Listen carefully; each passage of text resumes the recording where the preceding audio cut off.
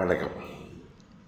தமிழ்நாட்டில் ஒரு மும்மொழி கொள்கை பேசும்போது அதிகமாக ஒரு விஷயம் சொல்கிறோம். அதாவது ஹிந்தியை திணிக்கலாமா, ஹிந்தியை திணிக்கக்கூடாது, பிற மொழி படிக்கலாமா, அதை பற்றி யாரும் பேச மாட்டேங்கிறாங்க. மும்மொழினாவே ஹிந்தி, மூன்றாவது மொழி ஹிந்தி அப்படின்ற விஷயத்துக்கு வந்துடும். சரி, நமக்கு ஹிந்தியை திணிக்கக்கூடாது அல்லது மூன்றாவது மொழியை திணிக்கக்கூடாது, ஏன்னா அதெல்லாம் வேறு மொழி. நமக்கு தாய்மொழி தமிழ் இருக்கும்போது மற்ற மொழி நமக்கு எதுக்கு? தமிழே உலகில் சிறந்த மொழி, அதனால் உலகம் முழுக்க பேசலாம், அதனால் தமிழ்லே பேசிக்கலாமே அப்படின்ற ஒரு வாதம் எடுக்கிறோம். சரி, தமிழர்கள் தமிழ்நாட்டில் இல்லை, பாதி பேர் வேறு பிற மாநிலத்தவர் அப்படின்றோம். தெலுங்கர், கன்னடர், மலையாளிக்கு இல்லை, எல்லா மாநிலத்தை சார்ந்தவர்களும் இருக்கிறாங்க. முஸ்லீம்கள்லாம் வேறு மொழி பேசுகிறவங்களும் இருக்கிறாங்க. சரி, தமிழர்கள் தன்னுடைய மொழி சிறந்த மொழிங்கிறது சரி.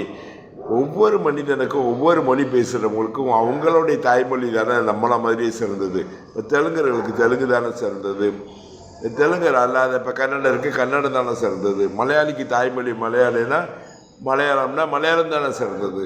இப்போ நீங்கள் இஸ்லாமியர்களை உருது, அரபி, ஹிந்தி இதெல்லாம் படிக்கிறாங்க, அவங்களுக்கு அவங்க மொழி தானே சிறந்தது.